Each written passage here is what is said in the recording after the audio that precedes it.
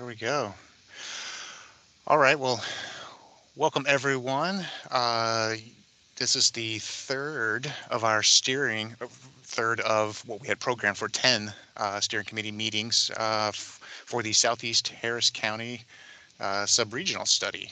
I'm Mike Burns, Principal Planner with the Houston-Galveston Area Council, and I'm going to introduce Michael Feeney and Peyton Arens, who from Kenley Horn, who's going to walk us through the presentation today. And I'll hand the reins over to you, Michael.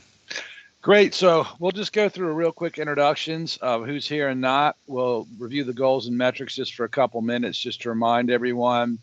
And then we've got quite a bit of data we collected through the public comments, and we'll do a summary of that, and also meetings with the stakeholders. We'll talk about the vehicle traffic counts and projections on that, and then we'll give you a chance to make some comments, and then we'll talk about next steps. So from this point on, I think the study is going to move fairly quick. So Mike, did you want to take roll or?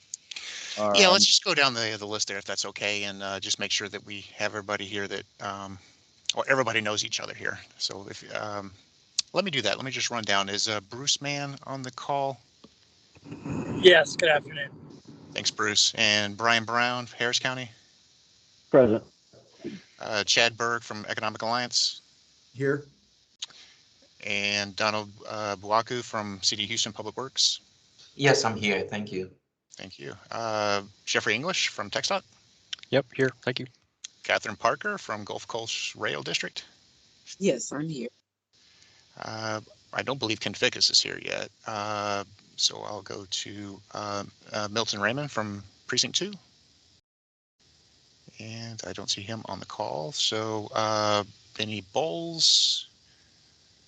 I don't see that he made it either. Teresa Vasquez Evans, I believe you're here, right? Yes, present. Thank you. Arthur Oliveira from South Houston. It doesn't look like he is here. Adam Ballesteros from Deer Park.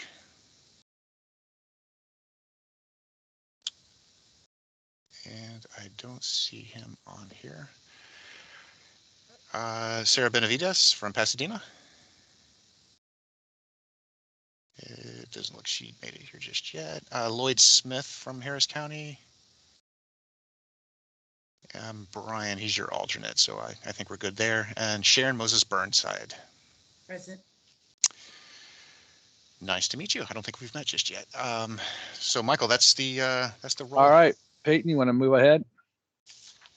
So just real quick, the vision for the study, again, is to recommend improvements to address multimodal transportation, development, and economic policy needs in the subregion that align with HGAC's goals of mobility, safety, economic competitiveness, transportation asset conditions, and natural and cultural resources. So it's the overarching goal for this study area.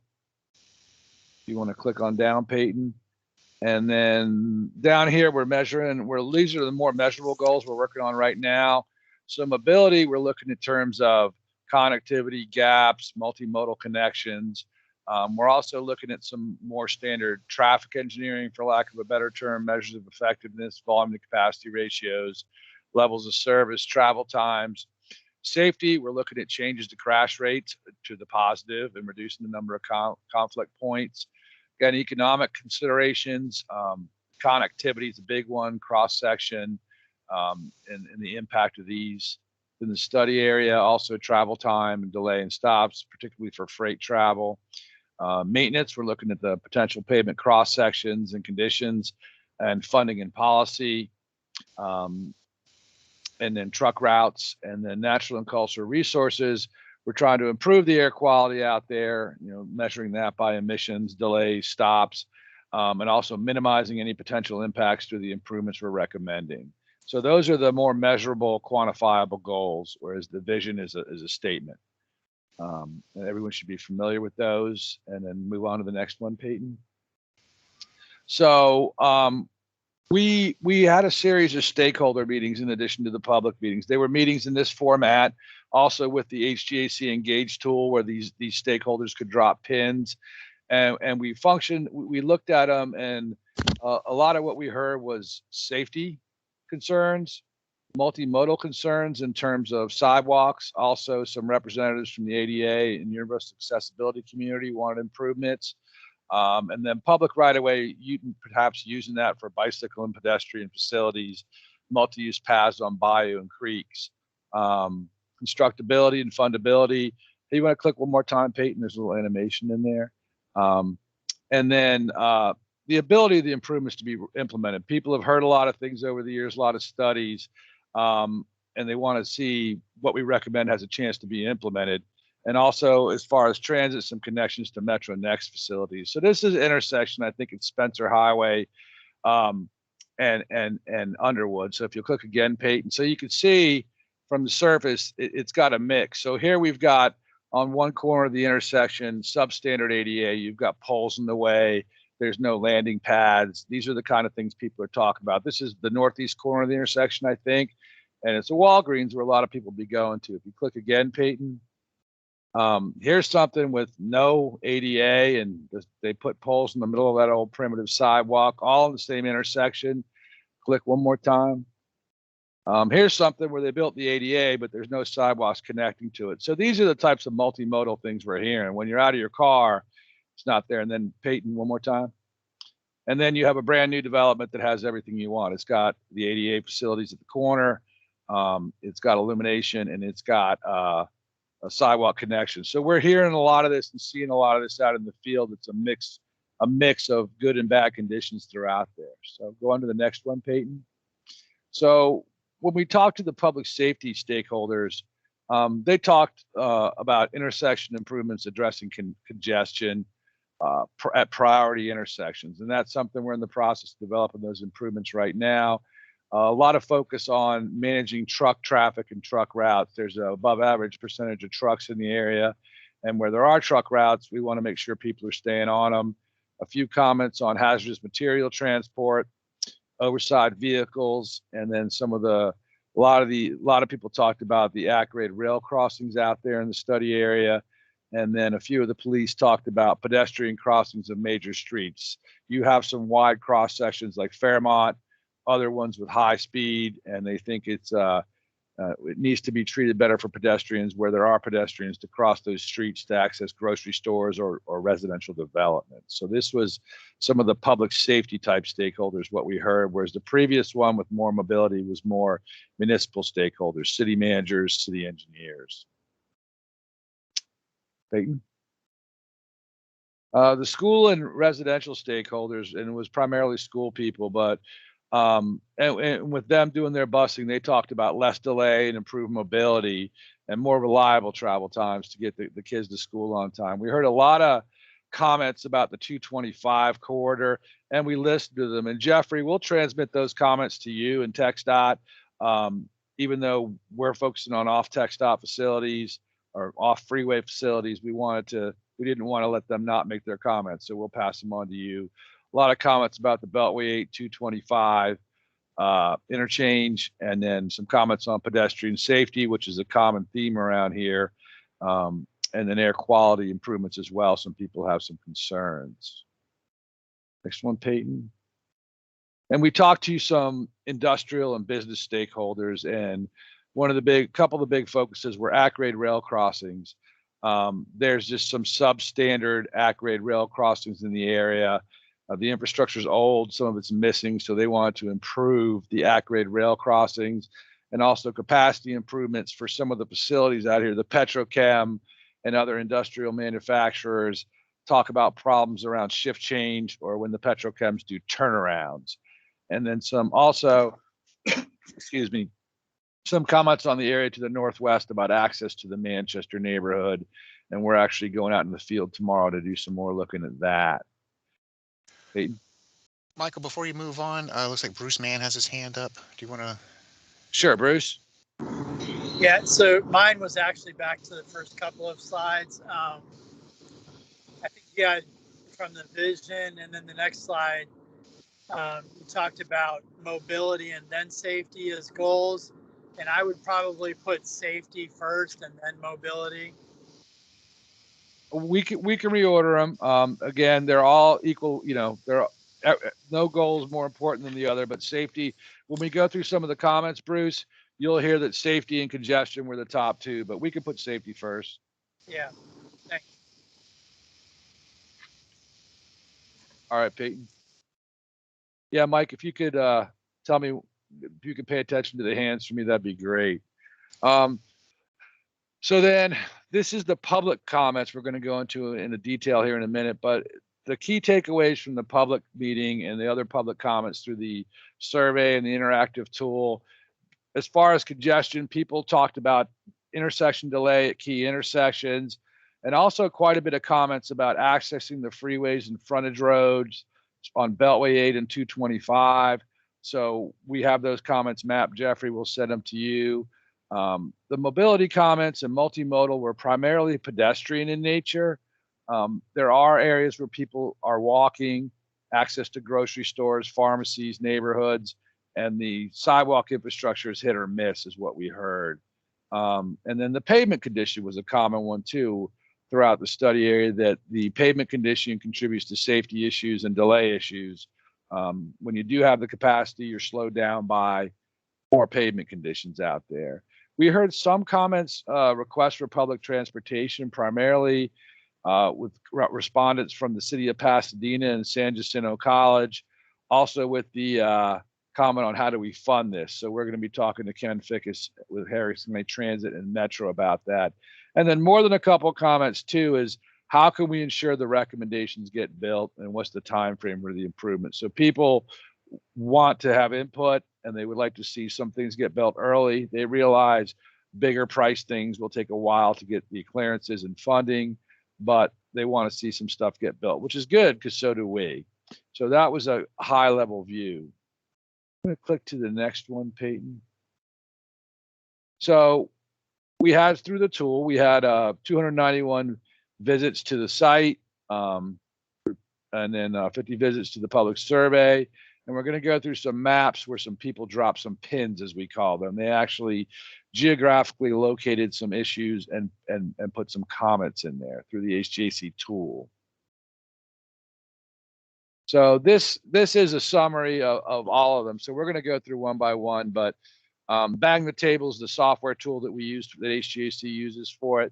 And people could drop color-coded pins for congestion, safety, bicycle pedestrian concerns, pavement, flooding, truck issues, and the white lines are the priority corridors, and the whole study area is highlighted in tan. So we were happy to see. We would like to see more comments, but we did see comments geographically throughout the study area, so that was nice to see. So go to the next one, Peyton. The first one under there, I think. Go up one. Yeah, so these orange dots are congestion issues. And a lot of them were centered around the freeways, which we kind of expect with a couple locations sprinkled throughout the study area. So we are doing a different study than TxDOT, but we want to note where people are seeing issues in the study area. So there's some issues traveling within the study area and definitely a lot of issues getting onto the freeway for longer trips. Go to the next one, Peyton. And then these red dots on this one show where people pointed out some safety issues. And we're out in the field tomorrow taking a look at some of these. We're also going to be in the northwest part of the study area looking at some activated rail crossings that have been previously identified. So again, more of these on neighborhood streets, and it looks like some rail crossings or some heavy truck spots we'll be taking a look at. And then here, this one is bike and pedestrian issues. We have some skewed intersections, some major intersections, and then up in the northwest part of the study area, people trying to connect to some existing facilities up there. So we'll be taking a look at these. So, but there were some people talking about bike ped issues. Okay. And this just looks like a summary of all of them again. Or is this, no, we're still looking at flooding and trucks on this graphic here. So various low spots throughout the area, and then the magenta dots on the southeastern and eastern part, those are closer to the port. Those are closer to some existing plants out there. So we'll be taking a look at those entrances as well. So we did get a cross section of tools, and actually we have comments on these as well. People would put the dot down where the location was and put in their own comments, attach a picture, whatever they want. So it's a neat little tool that HGAC is using. And to get into some more from the public survey, so, we asked the people to prioritize their issues traveling through and around the study area. So the red is their highest priority. Orange is a high priority. The pale color is not too much of a priority, and very low priority is the blue. So what we're seeing on this study area is the priorities of people in the study area were really safety, congestion, and pavement conditions seem to be the top three. The flooding issue, we're taking a close look at the comments. Some of those may be specific to the roadway. Some may be general comments, which we found on other studies as well. So again, safety, congestion, and pavement were the top three public comments. In terms of their priorities, the priority of their issues. So ranking your issues traveling through and around the study area, the lower the scores, better, just like golf. So the lower the scores, the better here. And we saw safety and congestion ranked number one, tied for number one, followed by pavement condition, then flooding and drainage, and coming in last was walking and biking. So out of the top five, safety, congestion, pavement seem to be a theme. If you go to the next one, Peyton. This study area is asked people, how would you describe traffic problems in the study area? So red is bad, very bad, orange is bad, pale is good, and blue is very good. So in terms of wait times at intersections, there were some comments. Exiting business parking lots or residential streets. This is about two things: the number of driveways for residential businesses or the ease of getting out of side streets. So generally skewing to the slightly bad side, but it probably depends on the area within the study area. The ability to change lanes along the busy street. Some people said it was bad. Some people said it was good. So this kind of tells you that it's not as much of a between intersections problem in terms of capacity as it would be at intersections. And then access to freeways around the study area. Looks like 2 out of 3 folks more or less said it was an issue getting on the freeways. So this was a different way to get some insight from the public. The types of improvements that people would like to see in the study area, again, lower means it's more important to the public. So they are talking about the tied for number one was reducing delays at intersections, and also the quality of the roadways themselves in terms of pavement markings, drainage, and the pavement condition itself. Better access to the freeway ranked high. Coming lower on the scale was aesthetics, streetscape improvements, walking and biking, and public transportation finished last out here. And the comments we did here previously on public transportation seem to be centered around San Jacinto College and the city of Pasadena. We asked the public, how would they describe safety conditions at the intersections? So again, red is very bad, orange is bad, the pale color is good, and very good. So visibility at the intersections was noted, doesn't seem to be too much of a problem. Sidewalks along the roadway, 2 out of 3 people said it was bad or very bad. Conflicts with truck traffic seemed to get people's attention because it had a lot of bad and very bad rankings. The signage and pavement markings could be improved slightly. That may be related to the condition of the pavement.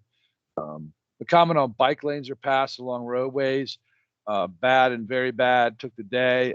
I'm assuming because there's not a lot out there, so that may be part of their comments on the abundance of them rather than the condition of them. And then the speed of traffic, that's probably a common Houston thing. People say people are speeding all over the place. So this was the public's opinion in all these charts. And we just thought we'd go through a few of comments, not to make you read too much, but Fairmont and the Beltway, congestion, mass transit, truck traffic, the volume and the behavior of the drivers, capacity and connectivity, the impact of heavy industry on our roadways, congestion again down here, 225 feeder and Beltway 8. We heard a few comments about that. North-South Street in Pasadena, pavement conditions, connectivity, The first part of this next comment, I'm not sure about the coastal barrier, but they're talking about, can we handle increased truck equivalent units coming out of the port? Again, comments on Beltway 8 and 225. Someone echoed Bruce's comment about prioritizing safety over congestion. So we are doing a separate safety analysis as part of this study that you'll see next steering committee meeting.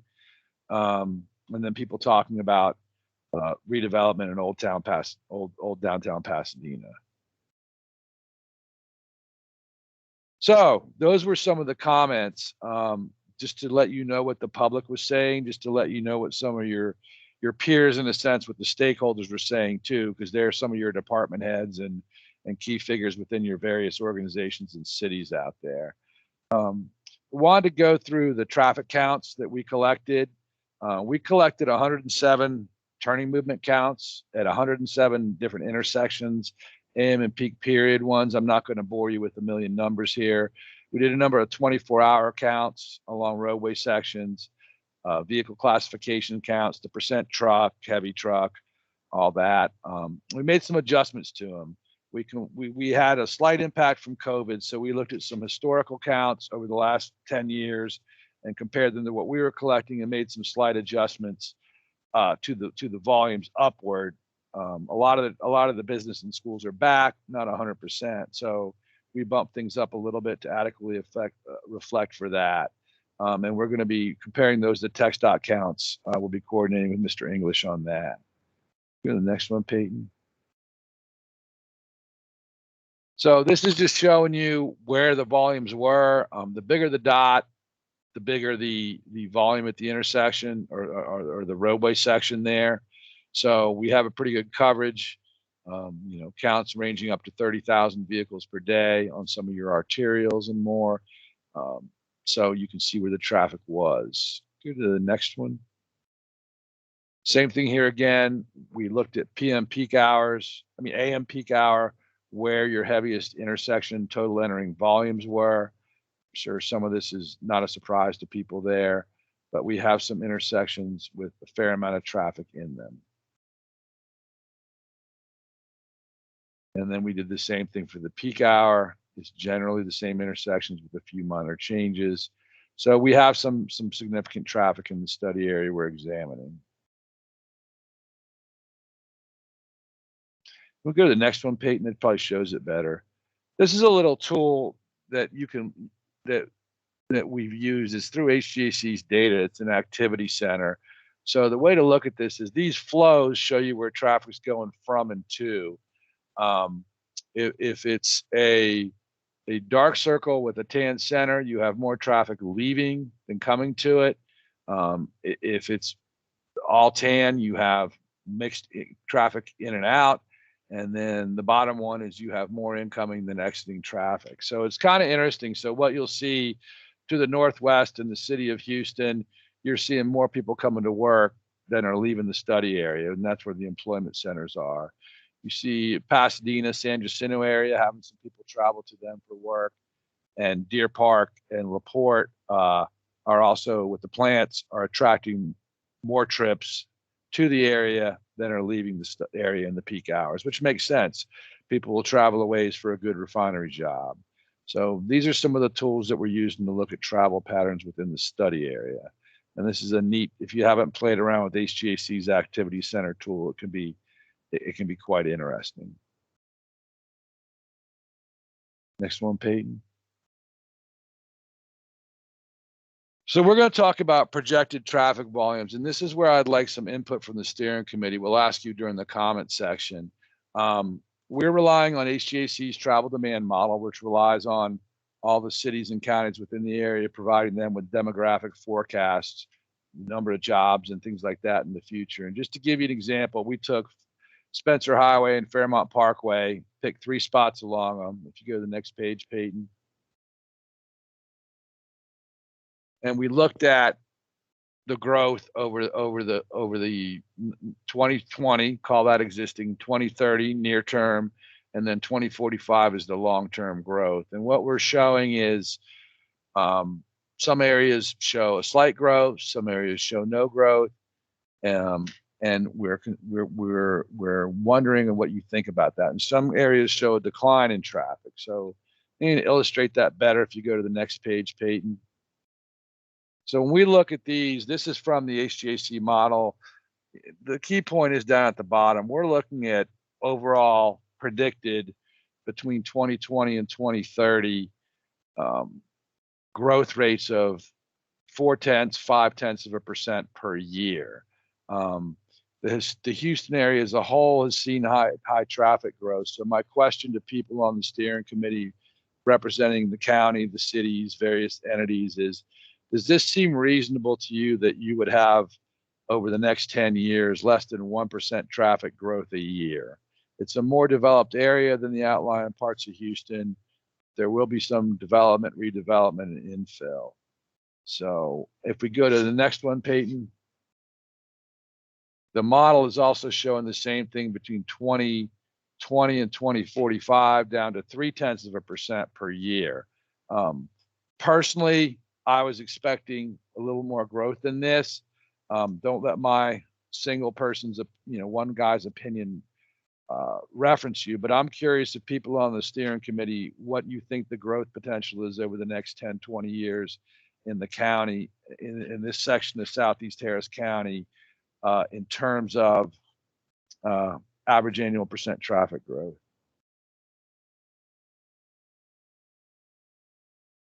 If you think this is correct or if the model's showing it lower.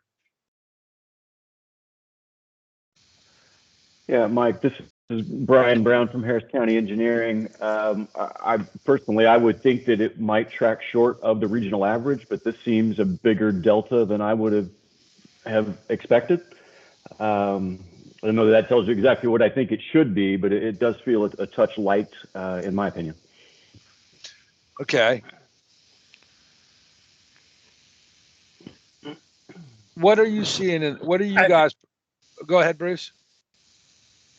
No, I was just going to agree and say, I think, you look at the amount of high-paying jobs that are in this area and the population growth, I think you're going to, in the end, see people wanting to move closer to their jobs to avoid congestion. You're going to see densification of population.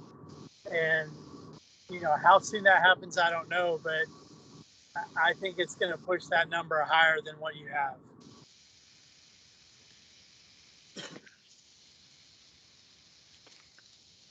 Does anyone else have any comments on that or echo what Brian and Bruce said? Yeah, this is Chad. I would say the same thing. Our project growth pipeline, or really kind of project pipeline, is still really robust at nearly $6 billion right now just in our pipeline. And we haven't seen a tapering off of large scale capital investment projects along the ship channel that we anticipated.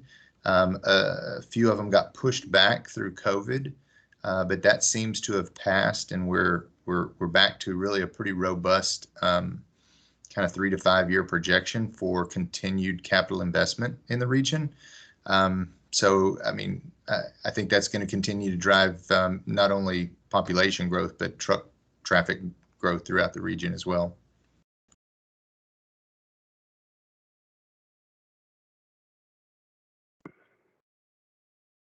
Hi, this is Sharon, and I think I have to agree with my colleagues here. I know that area, I think originally was kind of maybe industrial type or something, but Houston is changing. And with the growth factor that's going on in Houston, I think that this might be a little bit low. How to project it, I'm not really sure, but I do know that with the growth that we're experiencing in and around the areas of Houston, we might need to take a second look at the growth factor for this particular area, just because Houston all around, we've got so much incoming new people coming to move to Houston, all of our areas are growing. Okay.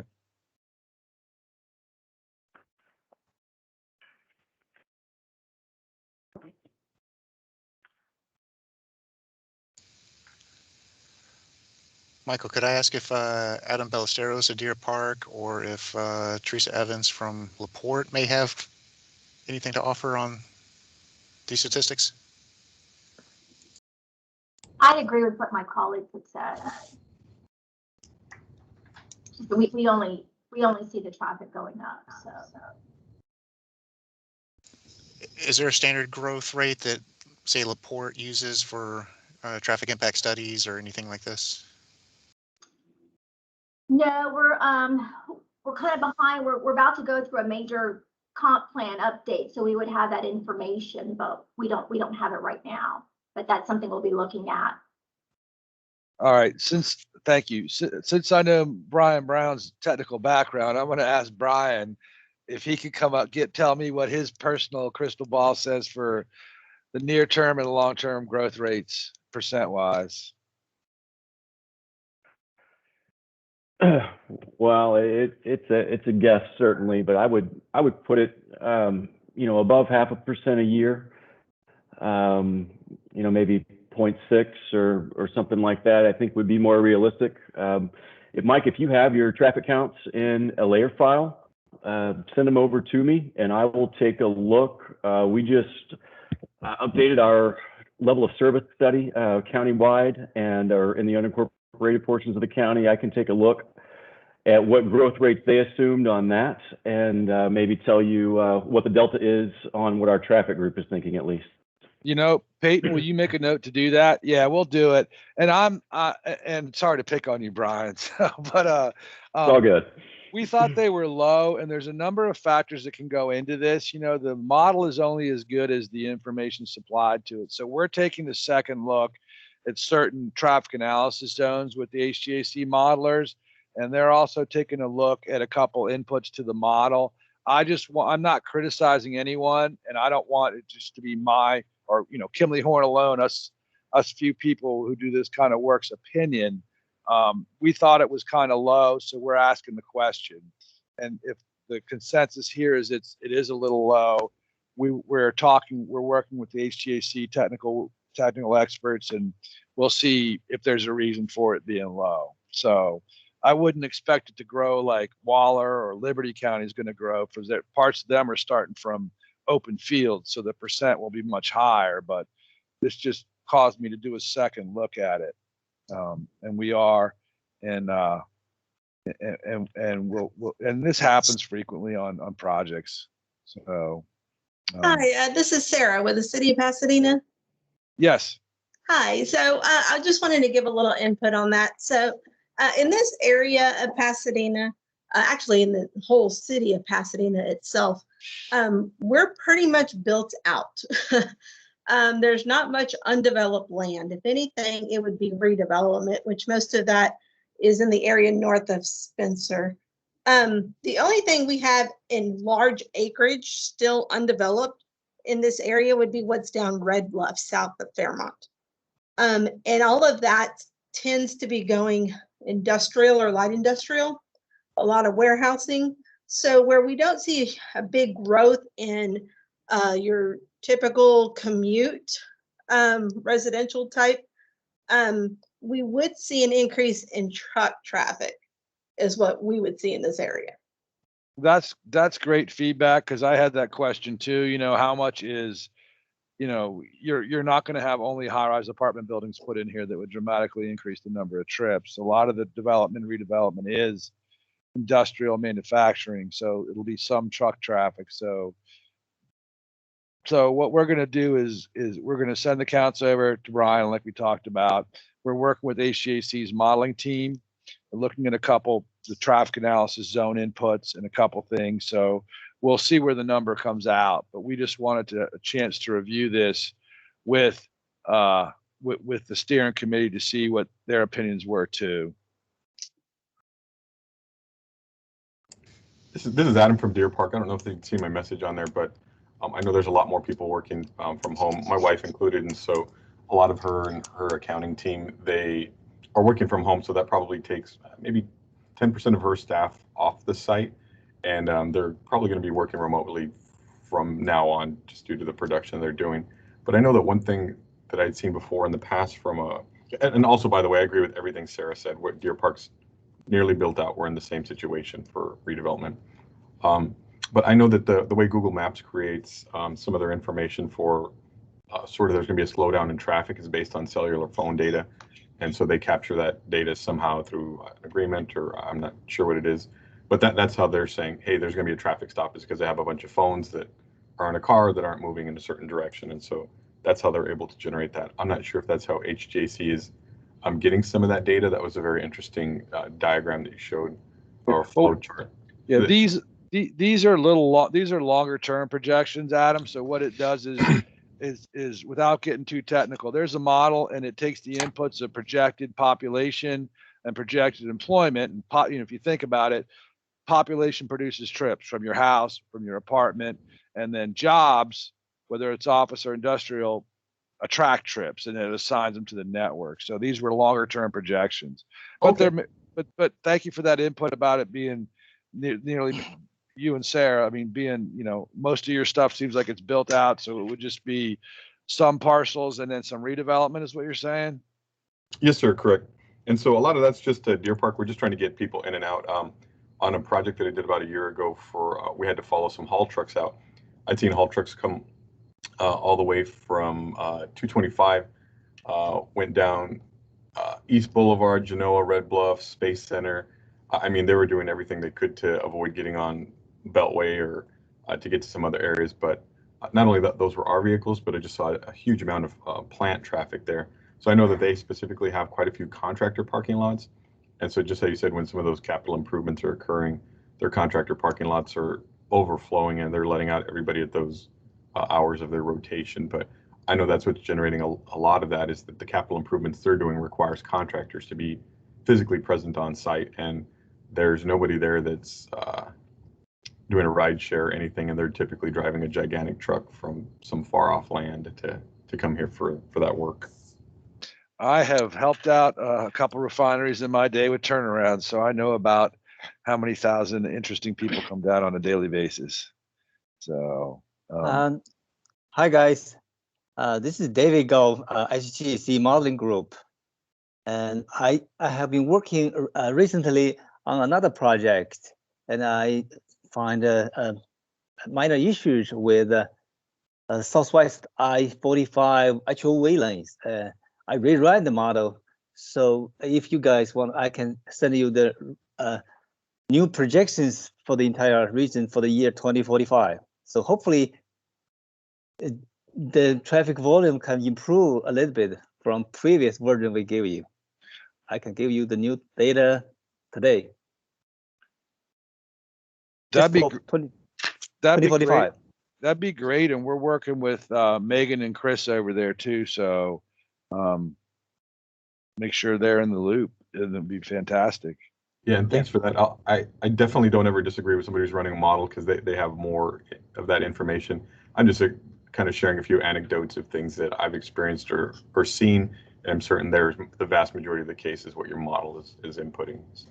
Yep. No, I mean, I'm just asking the question because we're in the process of developing the improvements, which I'm sure you're chomping at the bit to see, the committee, but we want to make sure we've thoroughly vetted the numbers that we're going to use to develop those so they're as close to reality as anyone could possibly predict. It may not be as high as other growth areas, but we're going to take a look at that. But there will be growth. It's interesting to hear Pasadena and Deer Park's perspective that, hey, a lot of our stuff is built out. There will be some new things, but at some point you do get built out, which means you're a popular place. So that's good. All right, Mike, did you have any more comments on this topic? Because this is the crux of it, and not the crux, but this is an important piece for us, because as we're developing improvements, we want to size them for the expected flow, and the traffic volumes are what drives that. No, this is good. I think the continued coordination with our modeling team, Chris and David and the rest of them, it's so important to project out to some future horizon year. But obviously there's probably some intersections there now that exist today that are undersized for the volumes that you have today. It's just when you build an improvement, obviously you want that improvement to be successful for decades into the future. So it's kind of important to get it right, or as close to correct as possible right now. So thanks for everybody's input. This is extremely helpful. No, this is the one of the benefits of having a steering committee on the study, we have the people who deal with this on a daily basis. And it's a complicated model. I mean, Houston is a ridiculously large area to model land-wise, so HGAC staff does a great job. But just getting these particulars in here is good to tweak it a little bit. All right, unless anyone has any more comments on the projected traffic volumes, this is what we wanted to get a sense of your opinion on it. And Brian, we will be talking to you a little bit about what you found out. Sounds good. Next slide, Mike and Peyton. So we asked you for some comments on that, but do you have any other comments on what we showed you, what the people, the public said, what the stakeholders from the various entities and agencies said? This would be time to go down the list and see. But we did hear that, the top 3 things we consistently heard were safety, congestion at key intersections, and pavement conditions. We heard a lot of comments about the TxDOT freeways that we're going to pass along to TxDOT, about 225 and Beltway 8. We heard some consistent comments about sidewalks in the area, the lack of them, the gaps in them. So we're going to be taking a look at that. We heard some comments about why don't you use the public right of way, like the bayous or power line easements for bike ped facilities as well. So we'll be taking a look at that. And we're actually looking at specific safety improvements and specific congestion improvements. So I think we'll capture both sides of the main 2 issues. And I'll add one more thing to that, Michael. If anyone had any comments or takeaways from our engagement tool itself, I mean, this was something that really we tried to put together under the circumstances that we weren't having in-person meetings. So we did set up a tool. It did have a survey. It had a mapping component. We try to put our videos up online to collect feedback as well. Any of you have any, suggestive criticism, constructive criticism on how we could improve that for the second round? Because we are going to ask the public what they think about proposed improvements, and if there's any tweaks that we can make, those suggestions would be greatly appreciated as well.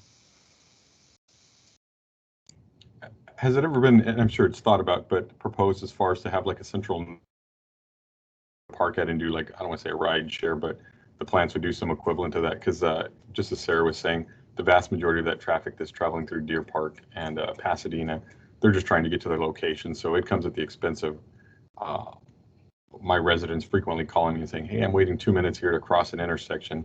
Well, meanwhile, I'm trying to cross 20 times the traffic of 2 cars waiting at a crossroad. And so, our goal is to get those vehicles to the plant, but it seems that it would be more advantageous, efficient, less expensive to have them park somewhere, have 50 people get on a bus that they're all going to the same place, and then they take off from that bus that's 4 miles away or something, so that they're not clogging up that last 4 miles of everything for everybody.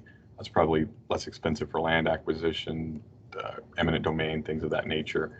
But I don't know how the plants would participate in that, or HGAC or something. But that's a great idea. And let me ask you, are you talking about just during turnarounds or on a regular basis?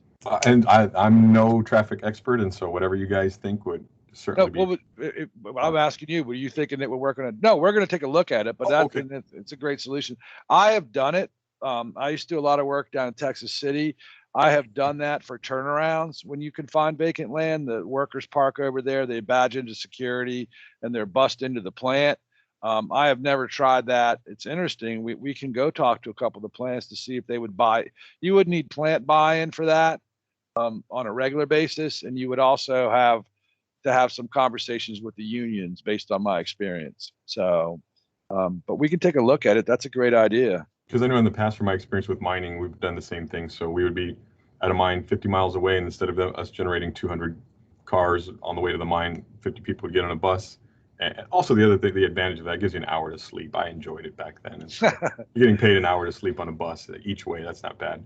But I'm not sure how that would work out with the plants, or who would pay for that, or if it's a municipal service or subsidized or something. But not only that, I know that whenever I lived in Las Vegas, also during kind of the housing boom and bust, when gas is $5 a gallon, people don't want to be driving around an 8 mile per gallon monster truck. And so does that traffic slow down or stop, or a different vehicle type gets on there?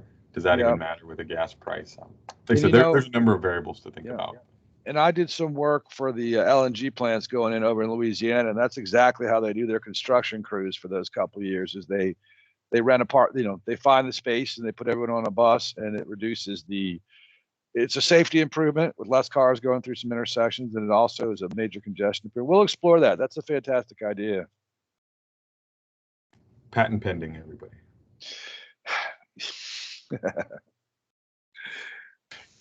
Michael, I'm kind of curious, and I don't know if Sharon or Donald might be the ones to ask on this, but if that would be something that they would want to kind of wrap into any metro improvements, not that they necessarily work on the metro improvements, but is there some kind of opportunity to have it on that end of the study area, or if they're thinking more on the east end of the study area and the Deer Park area, or across the bridge, if they think that might be some kind of potential. So Donald, Sharon, any commentary on the idea of like an intermodal center parking facility? That would be something, this is Sharon had this, that would be something we probably have to talk over with Metro before we could definitively say, yes, well, I think it's a good idea. I see the rationale and need for it, but it would have to be a conversation that we would talk to them before we could answer one way or the other. Yeah, I agree. Yeah, I agree with Sharon on that. Yeah. And Mike, this is something you may want to grab someone from HGAC's Commute Solutions to talk about too. Exactly. If we could have a little call with them, because that's a commute solution. And this may be the way Mike, we have to. This is Brian again from Harris County. I think Harris County Transit's got a role to play in that as well. If you're going to set something up, I think you should include Ken and his group. Yep, absolutely. I have reasons to call Ken about something else, so I'll be picking Mr. Fick's brain quite a bit. Yeah, so this is a good idea. And who knows, maybe this is the way it goes in the future as metro areas in the U.S. get bigger and bigger. You're going to need more facilities like that. So, yeah, all Ken, right. Ken, I think is about to launch a micro transit project through this area. So that maybe that's the how this thing's going to be realized is just utilize that kind of a micro transit model. You know what? I did hear Ken mention the microtransit issue the other day. I didn't get the locations of where though, but he was excited about it. So maybe you're right. Yeah, I do remember that.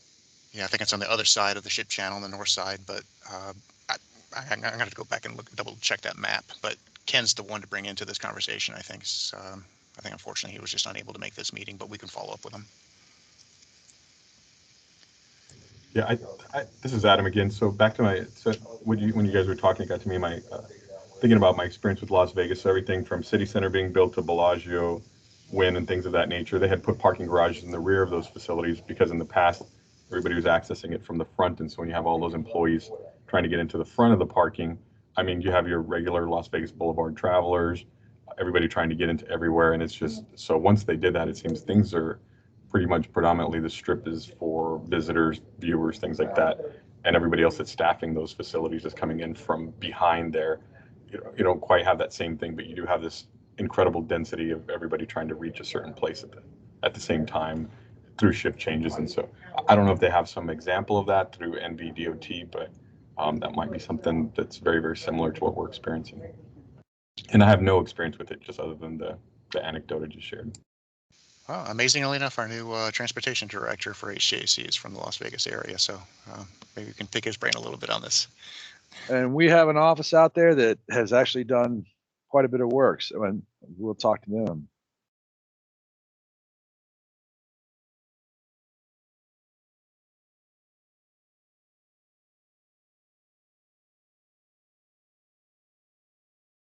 Does anyone else on the steering committee have any comments about anything else? You keep mentioning Beltway 8 and making it sound like it's a TxDOT facility. It's a Harris County Toll Authority facility. Correct. My Okay, apologies. Just wanted to clarify. We'll pass it. We'll pass that along to them too. In fact, we recently did an exchange with them on a project. They're the ones doing the direct connector ramps on the 225 Beltway 8 right before the bridge just north. So that's their project now. It's not ours. Okay. Are the frontage roads owned by TxDOT? I believe so. So it's just the main lanes that are Yes. extra. Okay. Yep. there's some kind of maintenance agreement they have. I still haven't figured out what we maintain, what they maintain. It's complicated. Yeah, in my experience, like in City of Houston on Beltway 8, it's the city maintains the signals, Hectra maintains the main lanes, and TxDOT maintains the frontage roads. So yeah, you've got like 3 different entities. Yeah, sounds about right. Yep.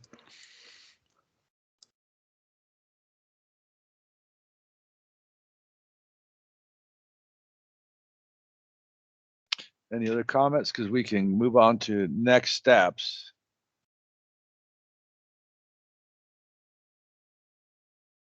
Peyton, you want to move ahead? This is where we're at in the schedule. We're really crunching through improvements right now, so we'll be having a number of meetings. If you go to the next steps, Peyton, you'll see. So we may have meetings every month, every other month, but we've got the existing counts done. We're finalizing future year volume forecast, coming up with drafts of improvements. When we get those future volumes finalized, be easy to do that. We'll have a rough draft of improvements for the committee to review. We'll take your comments and revise them. Go out later this year and have a round 2 of the stakeholder meetings and public comments meeting to get their thoughts on our improvement ideas. Come back to you, tell you what we heard from the public, from the stakeholders, get more comments from you. We'll draft the final improvements. The committee will get a chance to review those in detail. And then those will be put into a draft report, which the committee will obviously have a shot to comment on our work and then comment on the way it's presented. And then we'll have a final report. So we are in the meat of it right now. So those would be the next steps. Today, I think, was a good meeting. We got some good comments on the volumes and a couple other things. So I appreciate everyone's continued attention to this, Mike.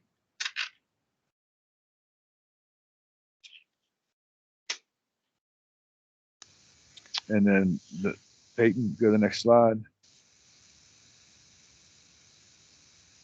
And then, thanks for paying attention and giving us great comments. I'm sure we'll get quite a few comments on the improvements we're about to roll out. But we have a couple actions items here to follow up with on the counts and the projections, and we will be doing so once we get off this call. Yeah, and just so everyone prepares for the next steering committee meeting, I think that's scheduled now for September, but we're going to go back and just double check where we are on the project schedule and see if there's any value that we need to capture from this body as we're developing to get ready for the second round of public involvement to review the options. So we'll refine that schedule out, and again, like I've done in the past, just send out a schedule survey just to see what everybody's availability is.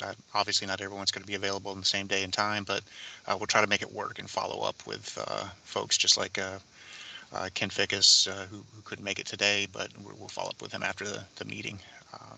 So just I guess continue looking for those invites, and thank you all for participating in the surveys, for scheduling this event. And again, this is the first presentation after our public outreach, so thanks for the help that y'all provided into pushing out the message. And we'll lean on that again later on in this process to help us push out the message on getting comments on proposed recommendations. So this is Sharon. Let me just ask this question. Sure. September's meeting, I guess, will likely see whether or not that traffic projection has been updated by Brian and his crew and by HGAC to see if there were any major changes or if we're pretty much on point as it is. We'll review all that with you. Yes. Okay. Thank you. And more. Okay. Thank you. But it's a critical step, so that's what we wanted input from the committee on it to make sure we're all thinking it's about the same thing, and we'll go from there. I just think it would be interesting to see if it does change, if the numbers do change, based upon the pure speculation of what's going on in and around this area. So, okay, we will do that, and it's pretty interesting on the public comments. People are becoming junior transportation planners and traffic engineers across the region. So they had some pretty good comments, and I like to hear that. I like to see people getting involved. Sure. And Sharon, I And Donald, I know City of Houston up in the northeast corner of the project. Obviously, there's some public transportation, some development that might happen in those areas that City of Houston may be more aware of. Just double check that. LaPorte may have a different build out condition than Pasadena or Deer Park, so maybe that's something that Teresa we should follow up on. I know you mentioned you're doing your comprehensive plan. Maybe what we do is share a map of what our modeling is showing as growth in the area, and we can just, for purposes of our study right now, to see if that's where there might be opportunities or where there are adjustments that need to be made. Yes, I'll get some updated information to you. LaPorte prioritizes residential development, so we're going through zone changes just to make sure that any available land is used, accommodates residential development. So I'll get something to you. I appreciate that. Thank you.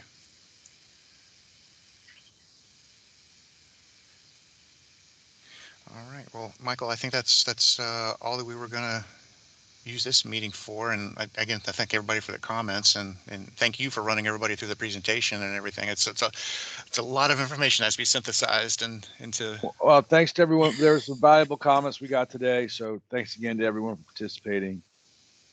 Thank you. All right. Bye. Thank y'all. Thank you.